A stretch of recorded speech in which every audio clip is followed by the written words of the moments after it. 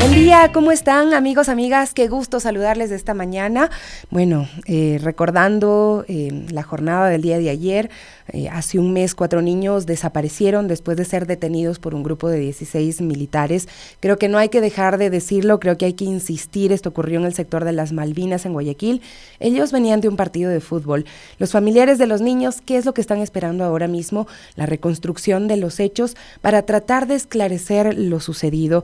Los niños fueron identificados como Ismael Josué Arroyo, de 15 y 14 años, Nehemías Arboleda, de 15, y Steven Medina, de 11 años. Según el Comité Permanente por la Defensa de los Derechos Humanos, aún no se ha establecido la fecha para la reconstrucción, pero se espera que esta ayude a entender los detalles del caso, tanto a los padres, pero también a la ciudadanía, que es súper importante que también haya claridad sobre este tema.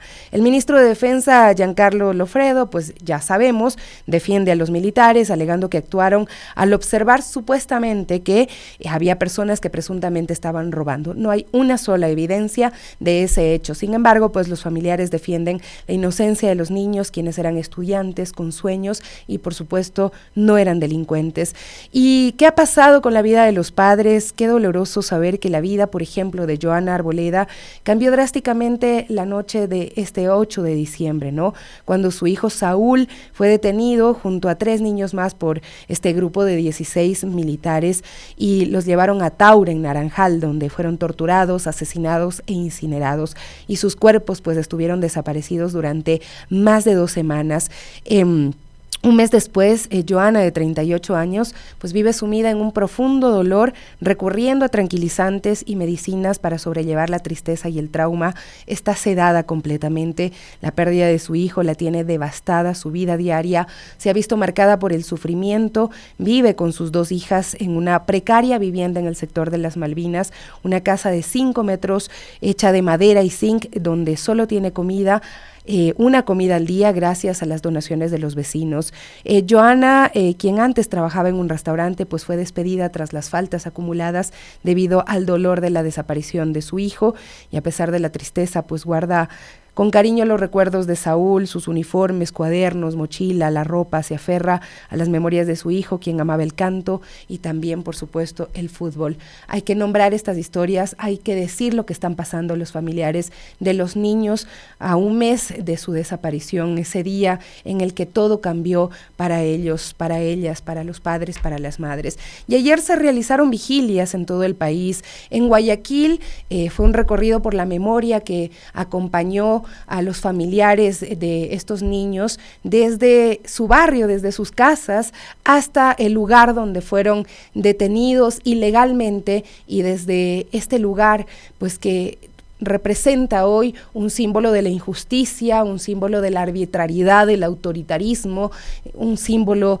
de todo el daño que puede hacerle esta política criminal, esta necropolítica a la sociedad, ¿no? Pero ayer en Quito también hubo, en los exteriores de la Comandancia General del Ejército, una vigilia donde no hubo mucha gente, pero sí hubo mucho amor, donde hubo pues mucho acompañamiento. Yo les cuento, iba tarde, tenía que pasar a recoger a mi hija, que tiene casi 5 años, y nos fuimos, llegamos. Y yo, mientras hacía las tomas, siempre había una mano amiga, en este caso la de Elizabeth Otavalo, sosteniendo la mano de mi hija mientras yo podía hacer las tomas. Por ahí algún material pequeñito acerca de lo que estaba pasando para registrar los hechos.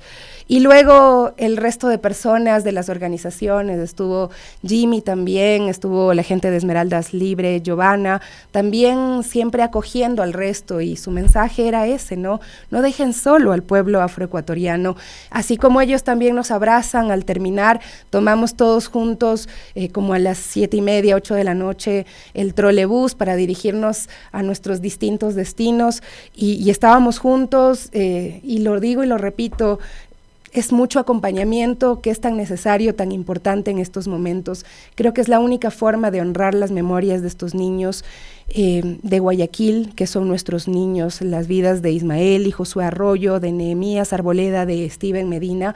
Decimos los 4, pero debemos decir y nombrarlos como ellos pues eran llamados por sus padres con todo el cariño, los niños estudiantes, los niños futbolistas, los niños que tenían sueños.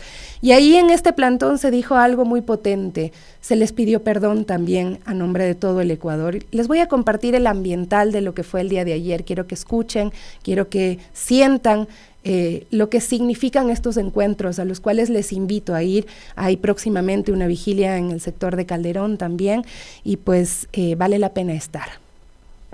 Los niñitos están quedando, su mamita está llorando, porque lo está despidiendo, porque ellos ya están pasando, despacito, despacito, despacito, no hagan bulla. No es una coincidencia, sean 37 años también de la desaparición de los hermanos Restrepo. Una historia más triste aún porque jamás le devolvieron los cuerpos a sus padres. No debemos callarnos, debemos tener la valentía para poder replicar todas estas vejaciones, todas estas violentaciones a nuestros derechos. Como pueblo afroecuatoriano les pedimos el acompañamiento, el compartir, el prender una velita, el estar aquí es muy importante para nosotros, para nuestros padres y las madres afroecuatorianas que tienen el corazón en la mano cada vez que salimos a la calle porque no saben si vamos a regresar. Compañeros, vivimos en un país donde existe violencia y muerte hacia nuestros cuerpos y la respuesta del Estado es criminalización, estigma. Así que les pido por favor, no callen y acompañen al pueblo afrodescendiente también en su lucha. Son terroristas, no son criminales, son terroristas, no son criminales. Racismo estructural se siente día a día y no se soluciona con los sin policía. Y como esta huevada, que los hermanos policías entren en conciencia, que entren en conciencia los militares, que no somos sus enemigos. Ay, quiere que me cante, ay, quiere que me cante, ay, niñito quiere, ay, quiere que me cante, ay, quiere que me cante, ay, niñito quiere, ay, quiere que me cante, ay, quiere que me cante. Gracias, gracias, gracias por su existencia y por su paso en esta tierra. Ahora nos dejan un gran legado, una gran misión. Josué, Ismael, Steven, Nemías, Andrés, Santiago. Les pedimos perdón por todo el Ecuador. Y queremos que sepan que en nuestras mentes, en nuestra alma, en nuestro útero, en nuestra conciencia, siempre retumbarán sus nombres. Siempre retumbarán sus nombres. Y cada vez que los recordemos vamos a poner justicia en nuestro corazón. ¡Axé!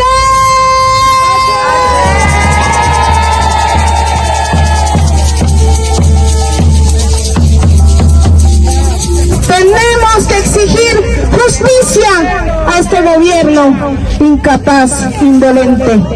Por tanto, están cordialmente invitados el domingo 19 en Carcelén Bajo a las 4 de la tarde para que nos acompañen a una vigilia y a exigir justicia y justicia, porque todos sabemos, no podemos tapar con un dedo, el sol con un dedo, porque todos sabemos que esto es un crimen de Estado. El racismo es una estructura real que acaba y que mata. Nos persiguen todo el tiempo por el color de la piel. Nos persiguen por cómo vestimos, nos persiguen por el simple hecho de también existir. Esto pasó también hoy en Guayaquil, en un territorio profundamente negro, porque van a los barrios negros, van a los barrios donde está nuestra presencia, Hace años nos arrebataron un hermano en el Valle del Chota, igual, una persona de la Policía Nacional, le disparó por la espalda en el Valle del Chota. En Esmeraldas, esto es un cuento de nunca acabar. Territorios ancestrales que en la Constitución nos reconocen como tal y están acabando con la niñez, con la adolescencia y con la juventud de este país. Con la juventud, la adolescencia que sale muchas veces a hacer quedar bien al Ecuador, porque ¿de dónde son los deportistas de los que ustedes después salen a vanagloriarse? De nuestros territorios, de nuestros barrios, de nuestras comunidades, Cuando salen y gritan goles, cuando salen y dicen de ahí es de nuestros territorios. Y de esos territorios en los que posiblemente también han incrustado toda esta maquinaria de guerra, porque lo han hecho, incrustan una narrativa de guerra para seguir violentándonos, para seguir creando toda esta posición de una guerra cultural. ¿Qué es lo que dice el pueblo afroecuatoriano? No nos dejen solos, necesitamos también de sus voces, necesitamos de sus trinos en redes sociales, necesitamos de su acompañamiento en los plantones, en los lugares de encuentro, donde pues siempre ha sido este manifestarse de la forma más pacífica posible, con cantos, con arrullos, con palabras fuertes, potentes y hablando de el tema estructural que afecta a nuestro país, de estas violencias como el racismo que son estructurales. Y ayer me contaban también de un operativo de la Policía Nacional, también en un sector de acá de la capital, simplemente detienen a la gente, esto por ejemplo en el sector del Valle, por la calle Panzaleo y Mariana de Jesús, en el sector de la Unidad Educativa Telmo Hidalgo, donde paran a la gente. Está bien que hay operativos, pero la actitud con la cual hacen estos operativos con la gente que no tiene nada que ver con las bandas del crimen organizado es realmente deleznable, porque tú les preguntas cuál es la autorización para hacer el operativo, porque también asimismo visten a muchas veces los delincuentes armados de pies a cabezas y pues lo que empiezan es a amedrentar, a decir que si les faltas al respeto te mandan a la cárcel, no importa que estén niños, que estén mujeres embarazadas, están maltratando a la gente si tú expresas alguna desconfianza legítima después de que desaparecen niños, después de que asesinan a mujeres en escuelas de policía, después de que asesinan a mujeres en cuarteles militares también. Esta es la realidad de nuestro país.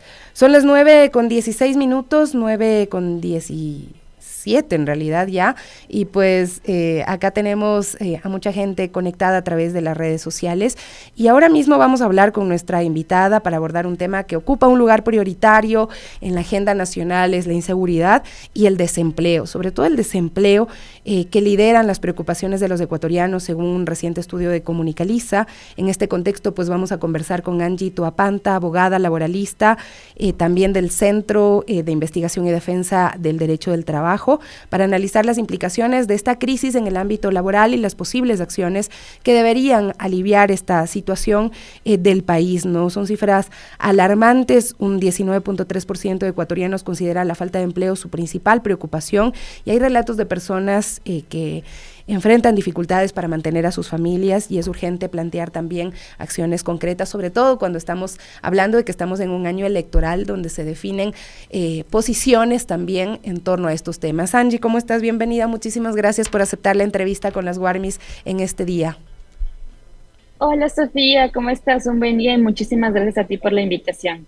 Siempre es importante hablar contigo, Angie, además por todo el trabajo que se realiza desde el Centro de Investigación y Defensa del Derecho del Trabajo, y bueno, desde su perspectiva, ¿cómo describirías la situación actual del empleo en Ecuador, considerando pues los datos más recientes de cierre de año sobre el desempleo, la precarización laboral y esta preocupación expresada por los ciudadanos cuando le preguntan qué es lo más relevante, los temas que realmente le quitan el sueño?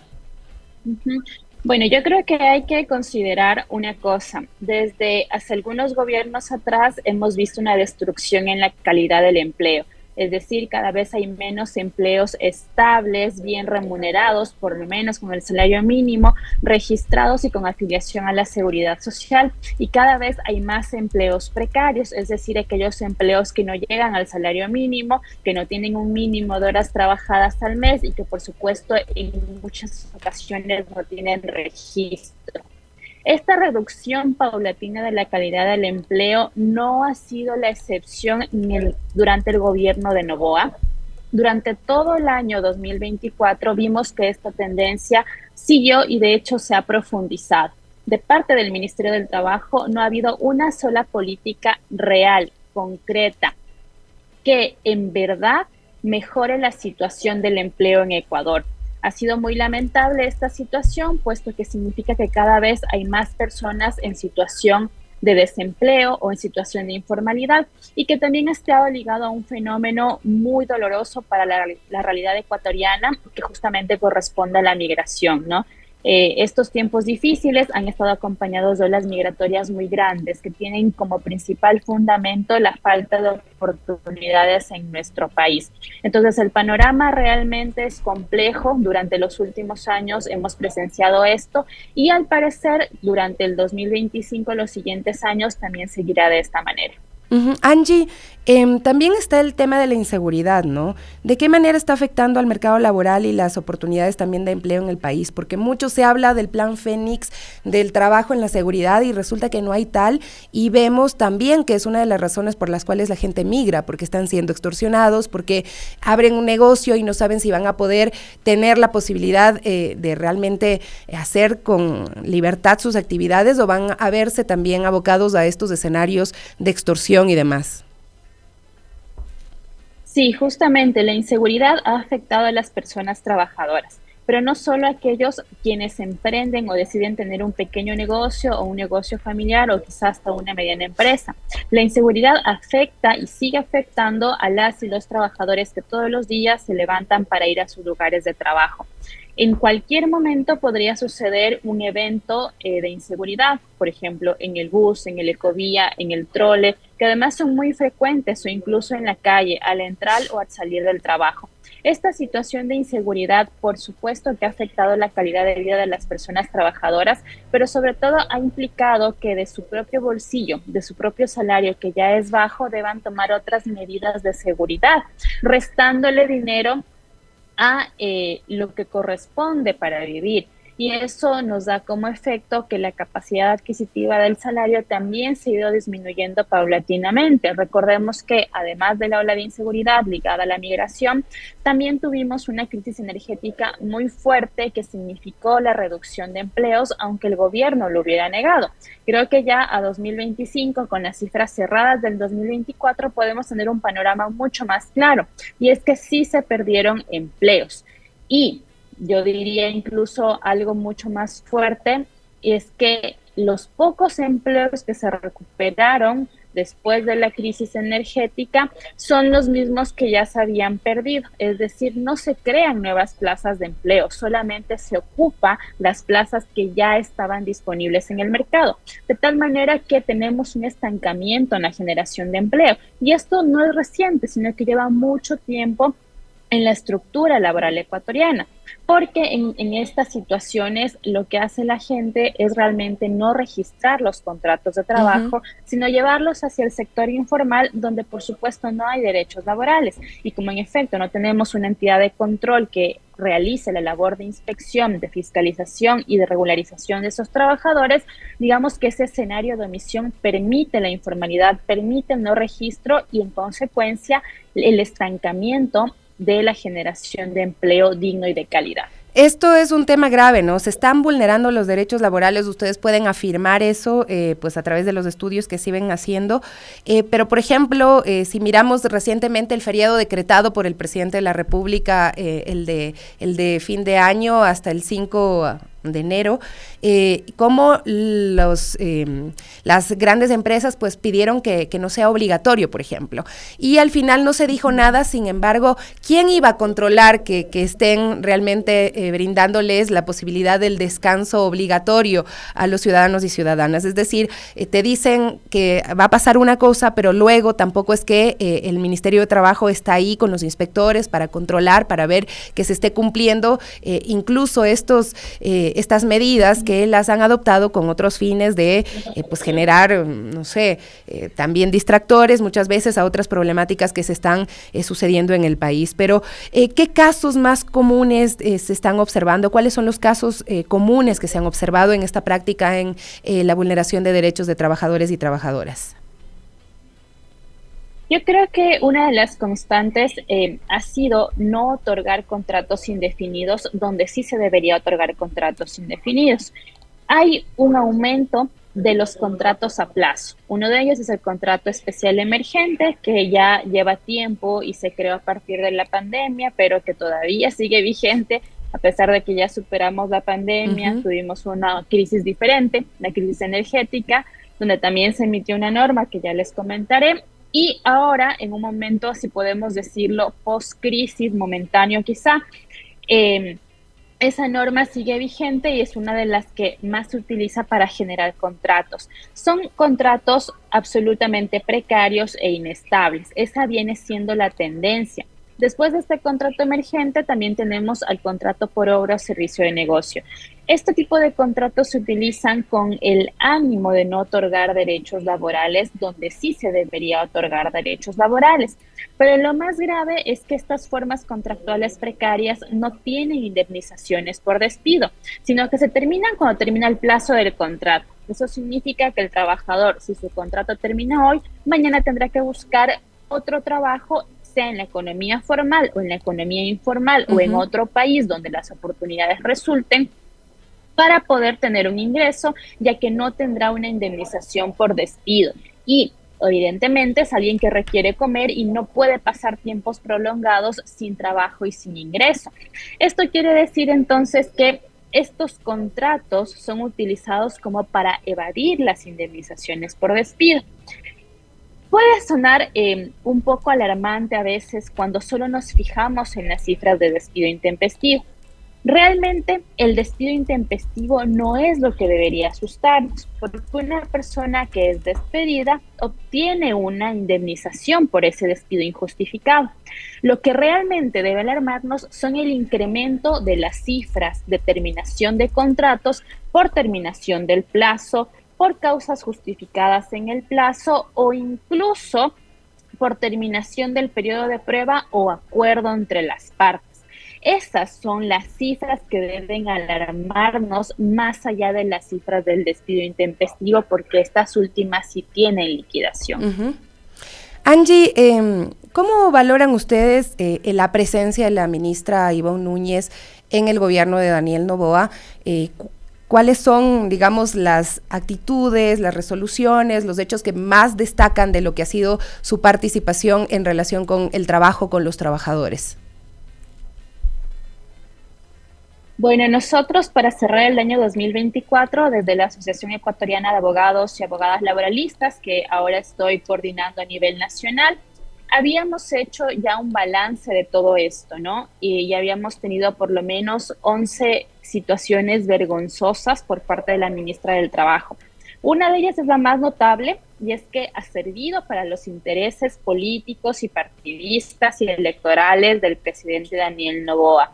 En un momento muy concreto, como fue el sumario administrativo en contra de la vicepresidenta de la República, lo que muchos juristas calificamos como una aberración completamente jurídica, que no tenía ni pies ni cabeza y que, bueno, ya tuvo su desenlace de manera parcial, ¿no?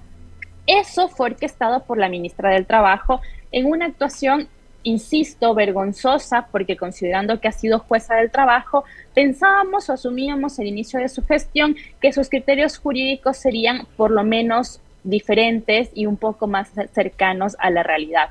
Sin embargo, no ha sido así.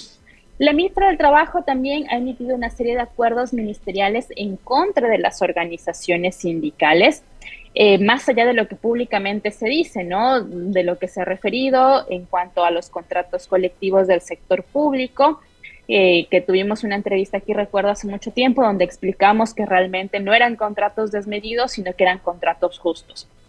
Y más allá de eso, lo que ha hecho es limitar mucho más la negociación y contratación colectiva, estableciendo techos completamente innecesarios. Además de eso, la ministra del Trabajo, recordemos la última gran hazaña que tuvo, fue incrementar en apenas $10 el salario básico unificado, ¿no? Y esto diciéndonos casi de manera caritativa, les damos $10 porque si les damos más, el efecto especulativo haría que también aumente el costo de vida y entonces seguiríamos teniendo una burbuja de crecimiento de inflación y de pérdida del poder adquisitivo del salario. Entonces, claro, vemos que los análisis realmente no son fundamentados, no hay una capacidad ni técnica ni jurídica en la ministra del Trabajo ni en su asesoría técnica, si es que la ha llegado a tener.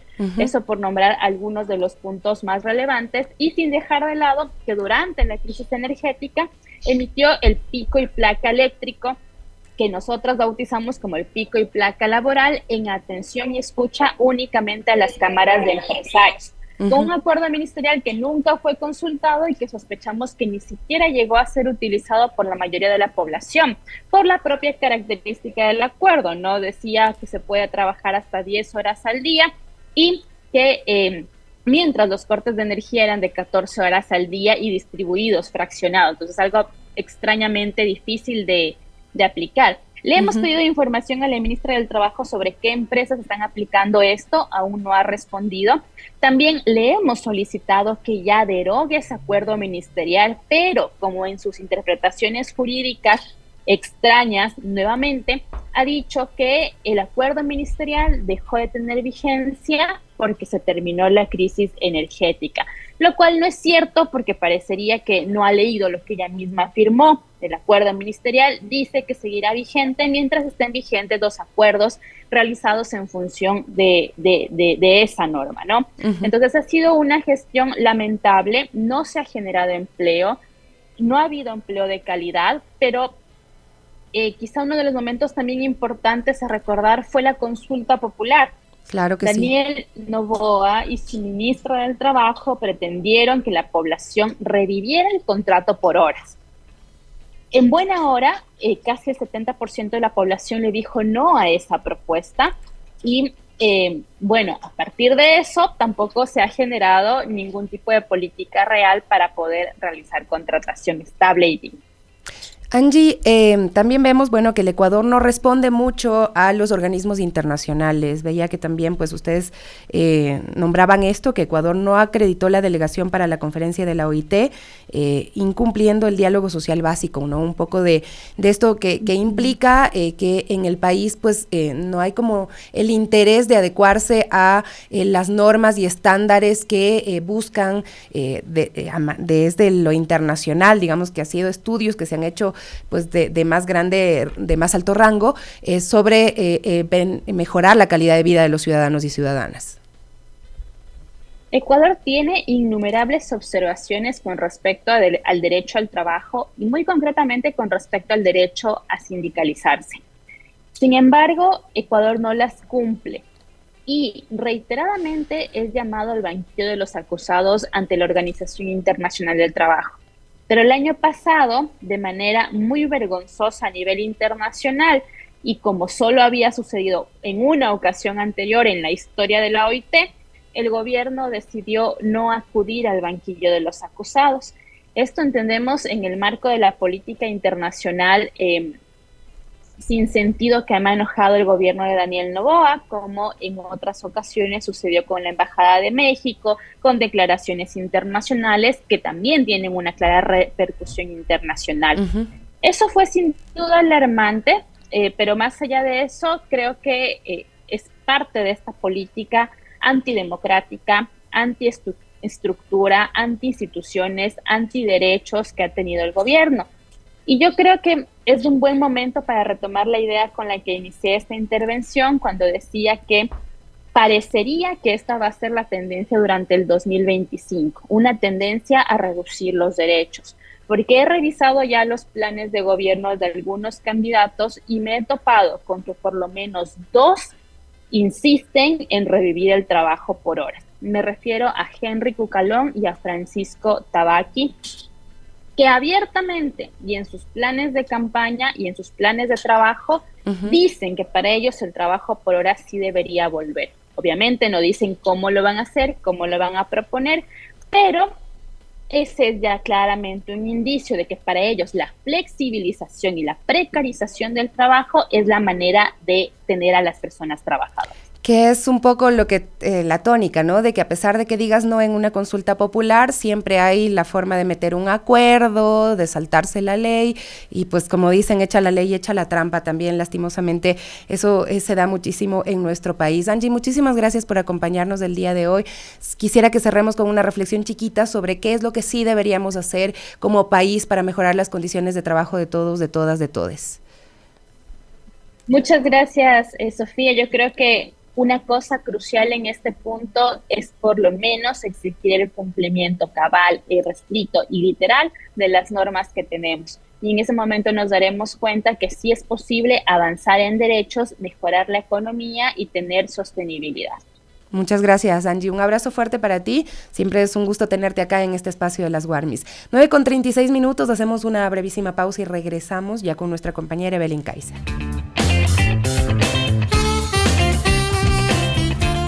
Está con nosotros Gaby Cruz. ¿Cómo estás, mi Gaby querida? Buen día, mi Sofi, buen día, amigos y amigas de las Warmis. Así es, ya estamos aquí acompañándolos un día más en su programa en las Warmis. Así es, vamos a saludar inmediatamente también con nuestra invitada Isabel Rodríguez de la Fundación Quimsaya acerca de pues un concurso literario Miradas de Mujeres en las Letras, en un contexto global pues donde la migración además se ha convertido en un tema de gran relevancia. La Fundación Quimsaya nos invita a escuchar las voces de las mujeres que viven y sienten esta realidad. Y bueno, a través del concurso literario Miradas de Mujeres en las Letras, Voces Migrantes, la Fundación busca dar visibilidad a las historias de mujeres ecuatorianas y extranjeras que han experimentado la movilidad humana, este fenómeno que afecta a millones en el mundo. Así es que bueno, hoy tenemos la oportunidad de conversar con ella, quien nos va a compartir más detalles sobre esta iniciativa, su importancia para las mujeres migrantes y cómo participar también en este espacio de expresión literaria que promete ser un puente entre experiencias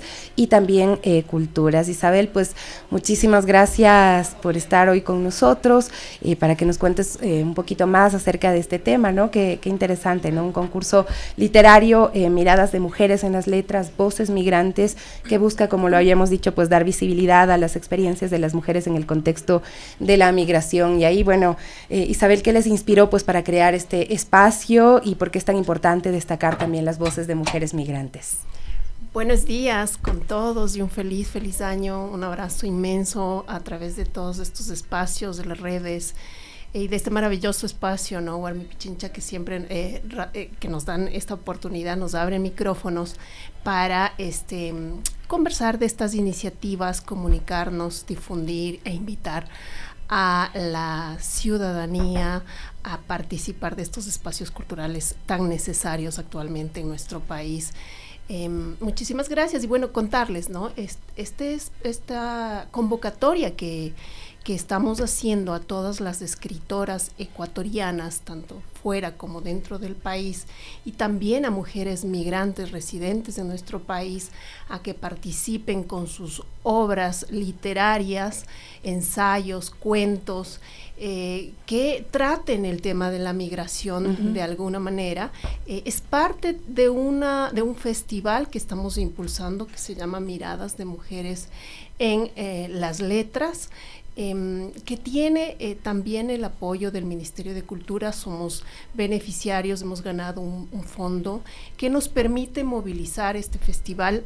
Desde luego, siempre es a los gestores culturales, a las fundaciones que estamos trabajando, el área cultural siempre nos hace falta también más apoyo, ¿no? También del sector privado, que es una cosa que siempre estamos buscando, pero tenemos ya esta primera parte o este primer punto de partida para arrancar con estas iniciativas maravillosas y tan necesarias en el país. Entonces estamos con esta convocatoria que cierra el 20 de enero y que pues gracias por abrirnos los micrófonos para hacerles la cordial invitación a todas las mujeres que estén creando, que estén escribiendo sobre esta temática. Y bueno, también conocer, Isabel, ¿cuáles son los principales desafíos que enfrentan las mujeres migrantes, ustedes que lo han podido también percibir? Y bueno, y cómo este concurso literario busca reflejar estos retos a través de la literatura, a través de la escritura.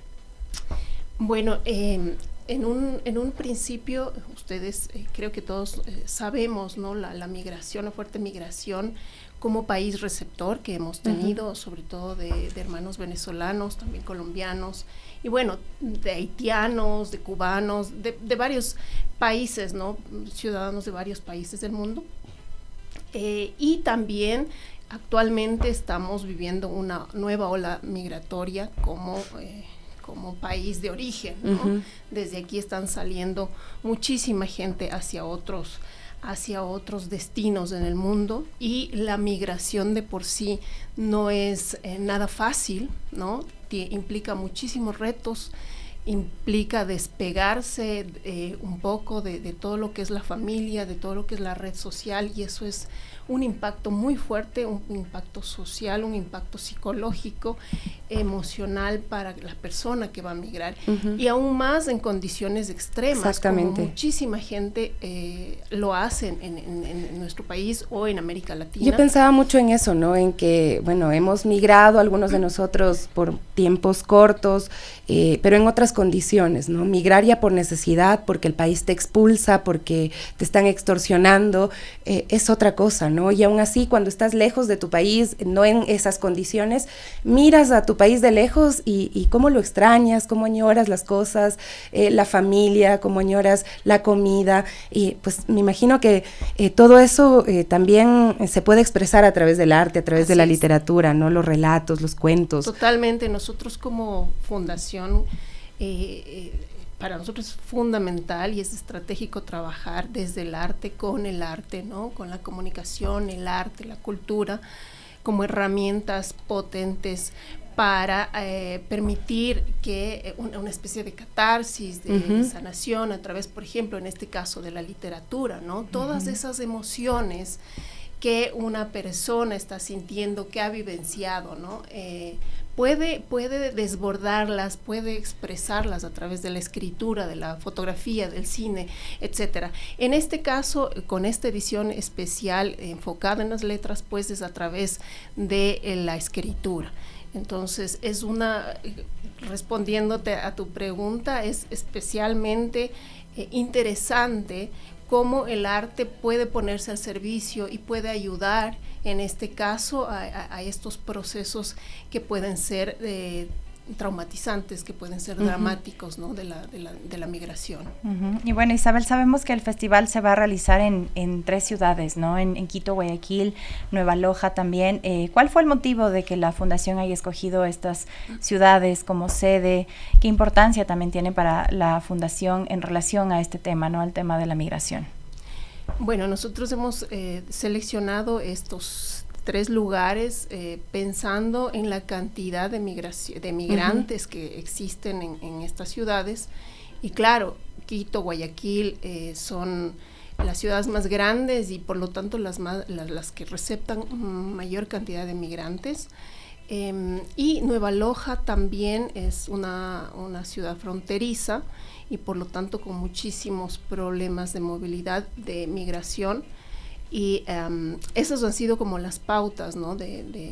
También ha influido el hecho de contar con organizaciones que puedan ser un vínculo, porque nosotros tenemos dentro del festival un taller de creación literaria para mujeres en situación de vulnerabilidad y movilidad humana.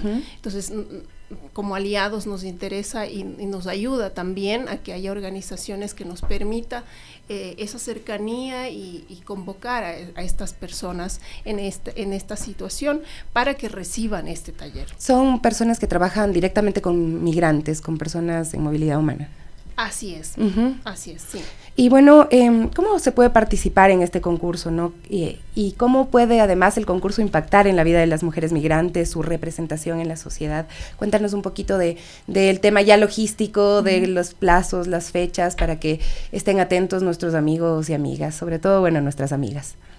Sí, la convocatoria está abierta desde el 20 de diciembre y cierra el 20 de enero. Estamos cortos de tiempo, pero creo que hay muchísima creación por ahí escondida. Es una de las cosas que nosotros también promovemos como fundación, la difusión de la creación de mujeres en el Ecuador. Es decir, hay muchísima creación dentro de la literatura, del cine, de la fotografía, etcétera, pero es creación que no llega a la ciudadanía, que no se difunde. Entonces nosotros a través de esta convocatoria también permitimos eso, ¿no? Y claro, en ese sentido creemos que hasta el 20 vamos a tener la participación necesaria, las inscripciones necesarias de las escritoras, tanto ecuatorianas como migrantes, y toda la información, las bases las tenemos subidas en nuestra página web www.kimsaya.org o en nuestras redes sociales también. En Facebook estamos como funciad.kimsaya, en Instagram de la misma manera, y ahí están las bases, ¿no? Que son importantísimas, que se lean, que se revisen bien para que puedan participar. Hay un incentivo económico. Nosotros tenemos, como les digo, un fondo pequeño a partir del cual estamos impulsando esta iniciativa. No tenemos el fondo grande para poder cubrir como quisiéramos cubrir, pero hemos hecho un esfuerzo porque sabemos la realidad del país, sabemos que cualquier monto económico puede representar muchísimo para una persona, y hemos destinado premios económicos también para las ganadoras. Vamos a seleccionar 5 obras literarias, y dentro de estas 5 obras va a haber un primer premio de $500, un segundo premio de 300 y un tercero de 200. Adicionalmente, cada una de las 5 obras seleccionadas va a ser parte de un compilatorio, de un libro que se va a editar y se va a publicar, y sobre todo lo que nosotros como propuesta y como festival vamos a hacer es a difundir estas obras a través de una campaña comunicacional y de un podcast que vamos a producir. Este podcast va a tener 8 capítulos y vamos a difundir las autoras seleccionadas. Vamos también a tener un evento de premiación con un panel de debate, de discusión sobre esta temática, y ahí vamos a premiar a estas obras seleccionadas, ¿no? No sé si me falta un detalle, pero cualquier información ahora es tan sencillo, buscas en la red y ahí estamos, ¿no? Nos están reposteando la convocatoria muchísimas mujeres, muchísimas escritoras, y eso también nos ayuda. Así es que si ustedes ponen en el internet, no se acuerdan del nombre de la fundación, ponen convocatoria Miradas de Mujeres y les va a salir. Perfecto. Entonces, sí. Perfecto, Isabel, muchísimas gracias por compartir toda esta valiosa información. Y solo para ya finalizar, ¿qué mensaje cortito le darías a las mujeres que están considerando en participar, pero quizás tienen temor o quizás les cuesta mucho contar sus vivencias, sus historias? ¿Qué mensaje les darías para animarlas y participar? Que se animen, que no tengan miedo. Para nosotros es importante motivarlas a que se atrevan a contar sus historias, que no tengan miedo a alzar la voz, y que además lo tomen también como una oportunidad de catarsis, de sacar las cosas que tienen adentro. Quién sabe, ¿no? Pueden ser seleccionadas y pueden posicionarse, ¿no? Dentro del escenario cultural de nuestro país, del escenario literario, porque como les digo, va a haber una gran campaña de difusión, de comunicación con las obras seleccionadas. Así es que animarles a que cuenten las historias. Creo yo que en este momento necesitamos hablar, necesitamos contar, necesitamos sacar todo lo que tenemos adentro, y esta es una gran oportunidad para aquello. Sobre todo cuando hablamos de estos temas, ¿no? Como la migración, son parte de este dolor social que compartimos y que necesitamos también afrontarlo de forma comunitaria. 9:53, Isabel Rodríguez estaba con nosotros desde la Fundación Kimsaya con esta invitación a este festival y concurso literario Miradas de Mujeres en las Letras, Voces Migrantes. Volvemos enseguida, luego de esta cortísima pausa. Y bueno, en un mundo donde la tecnología, la ciencia redefinen nuestras formas de vivir y aprender y trabajar, es esencial también reflexionar sobre su impacto en la sociedad, especialmente en los sectores más vulnerables. La democratización del conocimiento, el acceso de herramientas digitales y la formación de competencias innovadoras son fundamentales para cerrar brechas y generar oportunidades equitativas. Y justamente para hablar de estos temas, ya contamos con la perspectiva de Javier Alvarado, director ejecutivo de la Fundación Telefónica, para explorar cómo la ciencia, la tecnología pueden transformar las vidas, también impulsar este pensamiento crítico y preparar también a las nuevas generaciones para un futuro más justo y más inclusivo. Javier, muy buenos días, bienvenido a las Warmis y bueno, queremos arrancar consultándote cómo describirías este papel de la tecnología y la ciencia en la reducción de estas desigualdades sociales en las que vivimos, desigualdades económicas también, principalmente en los sectores más vulnerables. Javier, buenos días. Hola, buenos días, muchísimas gracias y qué lindo poder compartir con ustedes este espacio. En efecto, como tú mencionas, creo que la pandemia es uno de los momentos de la sociedad en las que junto con todos estos profundos dolores con los que nos quedamos, digamos, marcados en nuestra memoria, también pudimos evidenciar las formas en las que elementos como esta tecnología digital no solo que revoluciona, sino que da cuenta de lo permeado que está dentro de cada uno de los ámbitos que tenemos nosotros como seres humanos. Lo identificamos en la educación, lo identificamos en la salud, en el entretenimiento, en el trabajo, ¿no es cierto? Y evidentemente los temas de investigación y ciencia, como ustedes lo mencionaban. Es un elemento que además está permitiendo en algunos casos trabajar de manera consistente en mejorar el ecosistema, en trabajar en temas de cambio climático y otros. Y este efecto del uso de la tecnología que rebasa, digamos, o que cubre todas las áreas de la vida del ser humano, también genera profundas desigualdades. Y genera desigualdades por efecto de el acceso que podemos tener las personas, la disponibilidad que tenemos a estos recursos y por un elemento que creo que es el más complejo y desde el cual nosotros contribuimos en el país, que es el tema de las competencias digitales, es decir, las habilidades que nosotros como seres humanos debemos desarrollar permanentemente para hacer un uso ético, saludable, responsable de estas tecnologías, con una premisa que es importante, que nadie se quede atrás en un proceso como el de transformación digital. Pero Javier, también ahí quisiera consultarte cómo se trabaja en esta formación de competencias digitales para niños y jóvenes para enfrentar los desafíos de un mundo cada vez más globalizado, cuando también tienes tantas alertas sobre el ámbito digital para los niños y para los jóvenes. Creo que un elemento importante tiene que ver con nosotros los adultos primero, porque somos el referente para los niños y las niñas respecto a los usos que le podemos dar a la tecnología.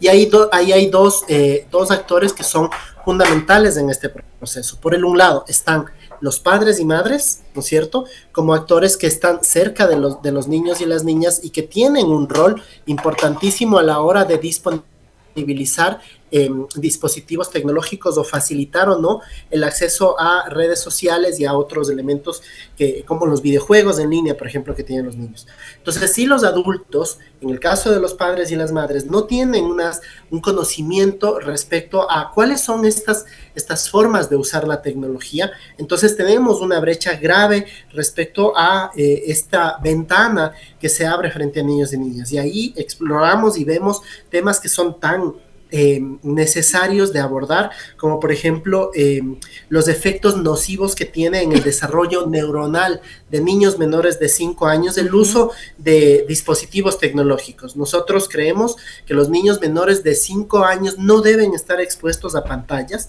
ni tablets, ni dispositivos, ni televisores, por ejemplo, porque el desarrollo del cerebro a esa edad requiere otros componentes. Y luego, el uso de redes sociales o videojuegos en línea debería estar restringido por lo menos hasta los 16 años de edad. Pero junto con este elemento hay otros que son las formas en las que sí debemos utilizar la tecnología con niños y niñas. Y ahí el rol de otros adultos importante es el de los profesores o los docentes. Y en pandemia nuevamente tuvimos la evidencia más grande de lo que sucede en este espacio, ¿cierto? Profesores que no sabían cómo seguir interactuando a través de los medios virtuales con los niños y desarrollar estas habilidades y estas competencias para que transformemos la educación, para que sepamos utilizar la tecnología dentro del aula como una herramienta de aprendizaje, es una parte importante de cómo logramos que ahí sí los niños desarrollen pensamiento matemático, pensamiento computacional, pensamiento crítico, a través del uso de la gamificación y otras formas de tecnologías. Y Javier, justamente ya has mencionado algunos de los retos, ¿no? Pero ¿qué otros han identificado justamente para implementar estos programas de transformación digital, principalmente en las comunidades con alta vulnerabilidad social? Recordemos que la realidad de las ciudades es una, la realidad de las comunidades es otra. ¿Qué retos han evidenciado aquí y cómo poder superar estos retos para lograr realmente esta transformación digital? Bueno, hay algunos paradigmas, algunos mitos que tenemos después de pandemia, evidentemente, respecto a la disponibilidad del Internet. Entonces, antes de pandemia se hablaba que cerca del 40% de las personas que vivimos en las ciudades no disponían de Internet y que más allá del 60% de aquellos que viven en las zonas rurales no disponían de Internet. La realidad después de pandemia, y especialmente por el hecho de que los niños tenían que quedarse estudiando en casa, hizo que el uso de Internet o el incremento de hogares con Internet creciera exponencialmente. Pero también vemos que en el Ecuador hay más de 2 dispositivos inteligentes por número de habitantes en el país. Y el uso más importante que le están dando es el uso en las redes sociales. El uso de Facebook, el uso de Instagram, el uso de TikTok, como formas en las cuales la gente sí está conectada, sea que se encuentra en la zona rural o sea que se encuentra en una zona urbana. Y creo que ahí está un primer problema. ¿Para qué estamos utilizando la tecnología? Porque efectivamente, si en las zonas rurales pudiéramos hacer un mejor aprovechamiento de esta tecnología, quizá podríamos mejorar no solo la educación de estos niños y niñas, la posibilidad de que se sueñen en futuros mucho más brillantes, sino también la oportunidad de que los negocios agrícolas, los pequeños y medianos negocios que están en zonas de la Amazonía, en zonas indígenas, en nuestra serranía o en la costa, pudieran tener mejores conexiones con el mercado. Por eso nuestra preocupación en el caso del trabajo que hacemos cotidianamente está vinculado con 2 aristas importantes de vulnerabilidad. El primero, las niñas y adolescentes mujeres. Y quiero referirme a esto precisamente con ustedes porque creo que es el mejor espacio y plataforma para hablar de la urgencia y la necesidad de que las niñas y adolescentes mujeres puedan entender y habilitar su vocación frente a la ciencia y la tecnología. Tenemos apenas 1.5 mujeres por cada 10 hombres que están trabajando en ingenierías o en áreas vinculadas con tecnología. Qué grave. En un mundo en donde cada vez hay más trabajo tecnológico, tener tan pocas mujeres es gravísimo para el desarrollo de las mismas personas y del país. Qué grave lo que acabas de decir y pues creo que hay que apuntar a por qué las mujeres no están escogiendo aprender acerca de la tecnología o estar en las ciencias, ¿no? Hace unos meses teníamos por acá a chicas que estaban motivando el rally de ciencias geoespaciales para las mujeres y pues veíamos que ellas también nos decían que muchas veces a las comunidades no llegan estas posibilidades de tener acceso a estas herramientas y creo que ahí hay un reto también importantísimo que va desde estas iniciativas como las de ustedes, pero también desde la política pública que es necesario que fortalezca también estas competencias en las mujeres. Javier, muchísimas gracias por acompañarnos el día de hoy, creo que es importante todo lo que nos has contado y pues esperamos seguir profundizando un poquito más. Un abrazo fuerte. Muchas gracias a ustedes, un abrazo y un buen día. Gracias. Javier Alvarado, director ejecutivo de la Fundación Telefónica, nos acompañaba y hablábamos de ciencia y tecnología en entornos vulnerables. Una brevísima pausa y regresamos. 10 de la mañana con 5 minutos y estamos de regreso y bueno, tenemos ya el gusto de conversar con Jorge Eduardo Carrera, gerente de Ciudad Mitad del Mundo, para conocer más sobre los excelentes resultados del tercer Festival Internacional del Globo que fue organizado por la Prefectura de Pichincha y este evento no solo llenó de color los cielos ecuatoriales, sino que también dejó un impacto significativo en la economía local en nuestra provincia, generando más de $150,000 para Pichincha, y bueno, con una asistencia también masiva de más de 41,000 personas y también emprendedores, ¿no?, que lograron recaudar más de $142,000, y este festival se ha consolidado como un hito turístico y cultural. Así es, que le damos la bienvenida a Jorge Eduardo, muchísimas gracias por estar aquí. Bueno, ¿cuál es la evaluación que ustedes hacen más allá de las cifras sobre este tercer Festival Internacional del Globo? ¿Se cumplieron las expectativas planteadas para esta edición? Totalmente. Además, tuvimos la suerte, nos acompañó el clima, se hizo una promoción importante tomando en cuenta la situación del país, el tema de la falta de luz, el tema de la inseguridad, etcétera, etcétera, que afectan directamente al sector turístico y al sector cultural. Entonces, la apuesta que se hizo desde la prefecta, que tomó la decisión de hacer el tercer festival, fue justamente enfocarse en el desarrollo de toda la cadena de valor que tiene el turismo, desde el señor que ordeña la leche hasta el dueño de la aerolínea. Vino más de 300 turistas extranjeros, ¿sí? Estuvieron en los hoteles, consumieron en los restaurantes, visitaron también Tabacundo, que no conocían. Entonces, lo que se hace es ir mostrando el Ecuador, mientras la gente conozca, ¿sí? Uno no ama lo que no conoce, sino vaya conociendo y vaya amando. Eso en cuanto al tema turístico extranjero. En cuanto a lo que significa el nacional, tuvimos más de 40,000 personas. Eso también tiene un valor extra. No es un tema que visitaron la ciudad mitad del mundo, sino que visitaron la ciudad mitad del mundo a las 5 de la mañana. ¿Eso qué significa? Que la familia se levantó a las 3:30, 4 de la mañana para ir a la mitad del mundo, ver el tema del Festival del Globo, y además desayunar ahí en la mitad del mundo, ver los conciertos que también tuvimos todo el día en la mitad del mundo. Entonces eso tiene un valor muchísimo más grande, y en las circunstancias de salud mental que tenemos los ecuatorianos hoy por hoy, nos permite despejarnos, nos permite enfocarnos en algo muy importante, que es la familia. El target principal que nosotros atendemos es la familia, desde los niños en brazos hasta el abuelito, la abuelita, gente en silla de ruedas. Le subíamos al globo para que se tome la fotografía. Las mascotas, no tienen idea cuántas mascotas estuvieron. No solamente perros, gatos. Y tranquilas. Exacto. ¿Qué es la ciudad mitad del mundo? Es una ciudad segura. Y eso es uno de los valores importantísimos que tenemos hoy en día. Y bueno, Jorge Eduardo, sin duda este evento dinamizó la economía, el turismo, también en el ámbito cultural, y bueno, también queremos conocer qué impacto tuvo para los emprendedores. Sabemos que participaron cerca de 47 emprendimientos. ¿Qué tan beneficioso fue para ellos formar parte de este festival? Ellos están muy contentos porque además estuvimos con los emprendedores desde el día jueves, no desde el viernes que se iniciaba el festival. El día jueves hicimos un concierto de música electrónica para ir probando los drones, que eso fue una nueva novedad, que fue maravilloso el festival de drones. Y ese número de más de 40 emprendedores es nada más la feria específica que se hizo para el festival, pero aparte tenemos 60 emprendedores que son arrendatarios de la ciudad mitad del mundo, y los hoteles que se beneficiaron, los restaurantes que se beneficiaron. Eso representó más de $6 millones de ingresos en el mes de diciembre. Les comento una anécdota muy bonita para mí.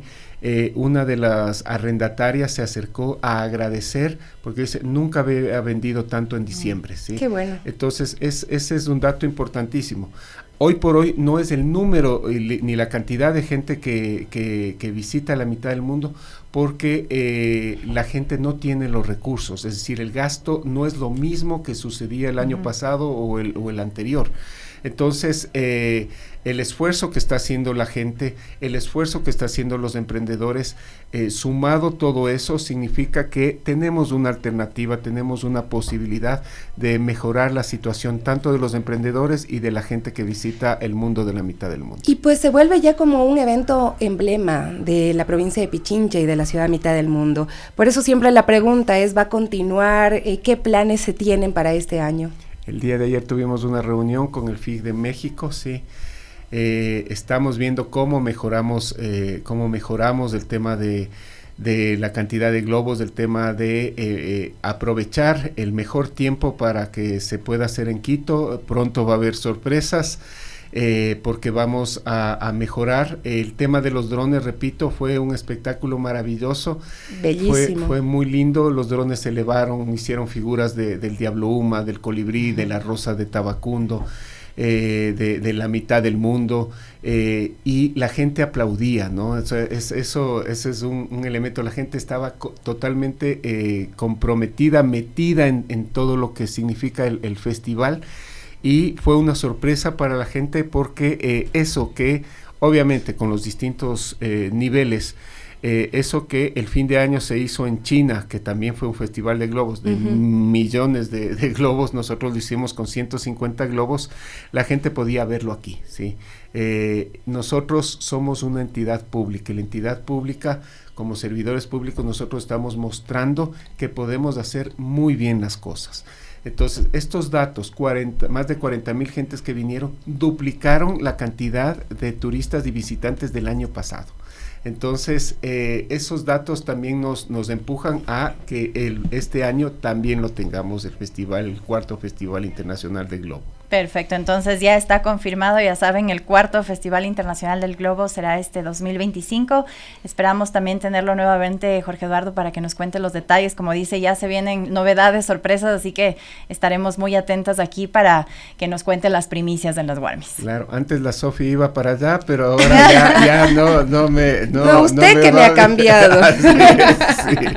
No, siempre es lindo ir a la ciudad mitad del mundo, de verdad que a mí me encanta, y sobre todo ir en familia. Lo que pasa es que yo voy y no siempre, voy mucho con mi familia y no siempre me lo encuentro, pero siempre estamos por ahí en la ciudad mitad del mundo, y pues en este festival también valía la pena ir, valía la pena estar. Y además Pichincha se queda en la memoria, ¿no? de quienes van como provincia.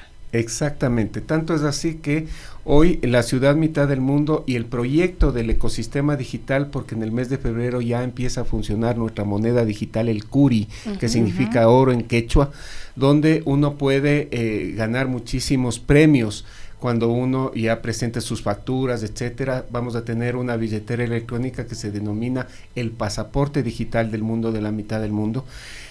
Vamos a hacer el lanzamiento ya en el mes de febrero, y vamos a estar con ustedes también contando todos estos beneficios. Ese ecosistema está de finalista para la Feria Internacional de Turismo de España, que se celebra este 22 de enero. Vamos a estar allá presentando nuestro ecosistema digital, y queremos que todo el mundo nos ayude votando. Entre a nuestra página web www.mitaddelmundo.gov.es y ahí puede votar por el ecosistema digital de la mitad del mundo, y eso nos permitirá seguir posicionando a Pichincha. Nuestro gran objetivo es de que Pichincha se convierta en un destino turístico. Hoy estamos apoyados con el tema de las parroquias destinos de colores, que se está trabajando en territorio, con la mitad del mundo, el Parque Jerusalén, el Parque Cochasquí.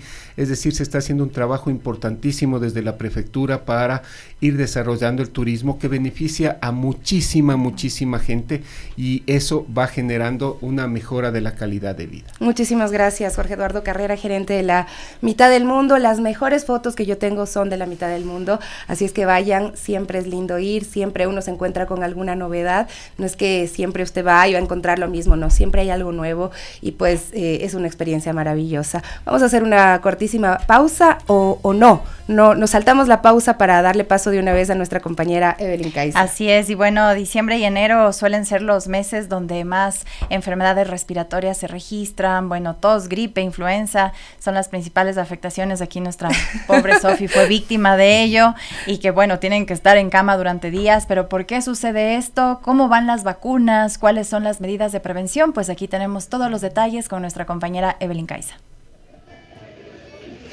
¿Qué tal, compañeros, amigos? Muy buenos días. Importante información se registra esta mañana desde el Centro de Salud de Las Casas, y es que, como usted sabrá, diciembre y enero suelen ser los meses en donde las enfermedades respiratorias afectan más a la ciudadanía.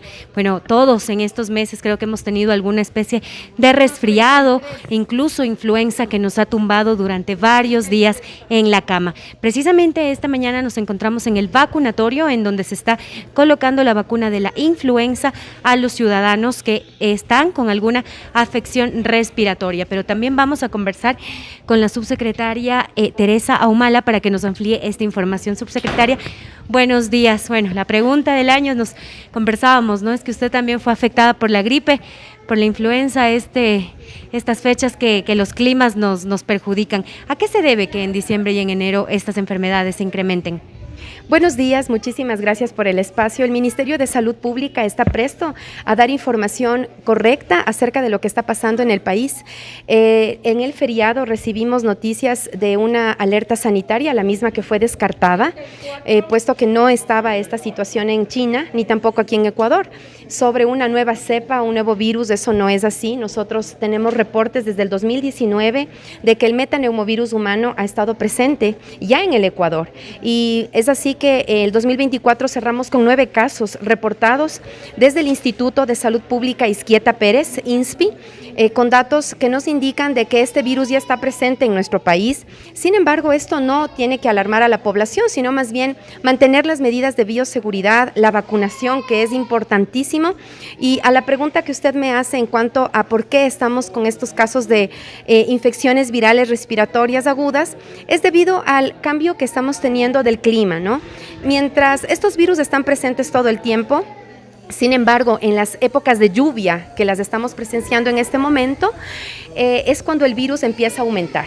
Este aumento causa que en la población, sobre todo personas vulnerables, estamos hablando de niños menores de 4 años, adultos mayores de 65 años, mujeres embarazadas, personas que tienen algunas enfermedades crónicas, como por ejemplo fibrosis pulmonar, enfermedad pulmonar obstructiva crónica, cáncer, sean más propensas al contagio de estos virus. Estamos viendo que hay personas con gripe, con tos, incluso con influenza. Esto, como usted menciona, se debe al cambio de clima. Sin embargo, acá se encuentran las vacunas. ¿Cuáles son las recomendaciones principales que se da a la ciudadanía para evitar un poco estos contagios?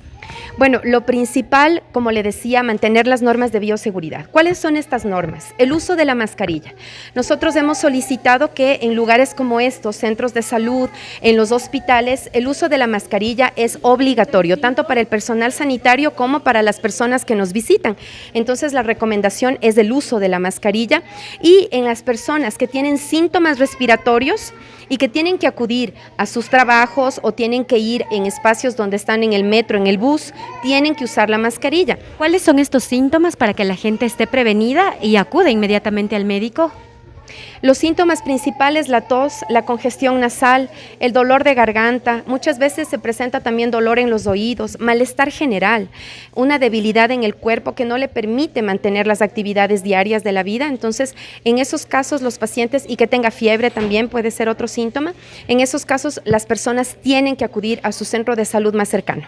Ok, doctora, también estamos ya hablando acá y viendo cómo se colocan las vacunas. ¿Cómo está este proceso? ¿Cuántas personas se han vacunado? ¿Cuántas vacunas hay? Nosotros tenemos aproximadamente, cerramos el 2024 con 1.900.000 vacunas que hemos dado ya a la población. Sin embargo, esta cobertura es baja para lo que se espera. Nosotros necesitamos que la población concientice sobre la aplicación de la vacuna, que es la que nos va a permitir mantenernos tranquilos como país de la influenza. Desde luego, tenemos nosotros acá en el país vacunas de la influenza tipo A, tipo B, y también la vacuna de la COVID-19, que también es parte ya de nuestro esquema y que es necesario que se apliquen los pacientes una vez al año. Iniciamos nuestra campaña de vacunación en octubre del 2024 y nos vamos a mantener hasta el 28 de febrero de este año 2025. Entonces, el llamado a que la población acuda a vacunarse. Doctora, ¿esta vacuna es para todo público? ¿Hay especificaciones, edades? ¿Qué se debe considerar antes de colocarla? Lo principal, que el paciente no tenga síntomas respiratorios, es decir, que no esté con tos, que no esté con gripe, que no tenga estos síntomas que le acabé de mencionar. Puede acudir al centro de salud y tomar su vacuna. Nosotros en el inicio de la campaña de vacunación decidimos hacerlo a personas prioritarias, las que le había mencionado: adultos mayores, niños menores de 4 años, mujeres embarazadas, personas inmunocomprometidas, también cuidadores de pacientes con discapacidad. Sin embargo, por la situación de mejorar la salud en el país, el Ministerio de Salud Pública ha decidido que nosotros podamos hacer la vacunación para toda la población. Ahora, doctora, también finalmente queremos conocer un poquito de cifras que llegaron, digamos, en diciembre, puede ser en estos meses, a los hospitales, a los centros de salud, debido a estas enfermedades estacionales.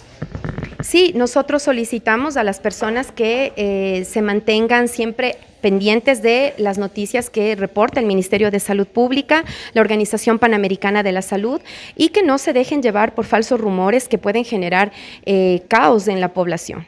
Ha habido incremento de casos en diciembre, ¿no? ¿Cuántas personas han acudido más o menos en este incremento a los centros de salud, a los hospitales públicos? Bueno, cada año se observa durante las semanas epidemiológicas un incremento, por lo que le mencionaba que estamos en etapas de invierno. En el 2023 nosotros cerramos con 1.700 casos de infecciones respiratorias agudas graves, con aproximadamente 78, 98 personas fallecidas con comorbilidades y que presentaron una infección respiratoria aguda grave, es decir, no fallecieron por la infección respiratoria, sino por las comorbilidades que presentan y que a su vez tuvieron también una infección respiratoria aguda grave. Para este 2024 nosotros cerramos con 1.936 casos de infecciones respiratorias agudas graves, pero la diferencia acá es que de fallecimientos cerramos en la semana 52 con 56 fallecimientos, con personas que tienen comorbilidades y que adquirieron la infección respiratoria aguda grave. Lo que nos da como resultado que nosotros estamos viendo que todo lo que se ha trabajado durante este año, tanto en campañas de vacunación como en la reestructuración, la repotenciación de las unidades de salud, de los hospitales, toda la prevención que nosotros damos a nivel de trabajo extramural desde el primer nivel de atención, nos están dando los resultados que ahora tenemos. Están los casos adecuados para la etapa estacionaria en la que nos encontramos. Ok, doctora, finalmente ya, ¿en qué mes se prevé, digamos, que baje un poquito esto de las enfermedades estacionales debido al frío? Puede ser ya febrero, marzo, abril, cuando ya el clima cambia incluso.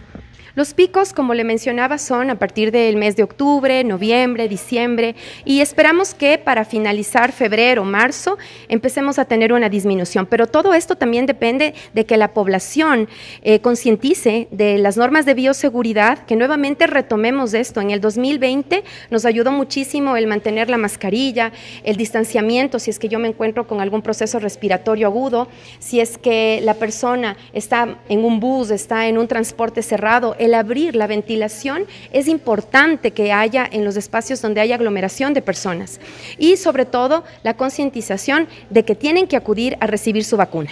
Ok, doctora, muchísimas gracias por la información y bueno, queremos también contarles y dejarles con las imágenes de cómo a esta hora en el Centro de Salud de Las Casas se encuentran los profesionales colocando la vacuna de la influenza, una medida de prevención a propósito de los altos picos que se registran en diciembre y en enero de las enfermedades respiratorias debido al cambio de clima. Ya escucharon al especialista a cuidarse, a utilizar mascarilla y principalmente, si usted identifica síntomas, acuda inmediatamente al centro de salud más cercano. Con esta información volvemos a estudios. Que tengan un excelente día.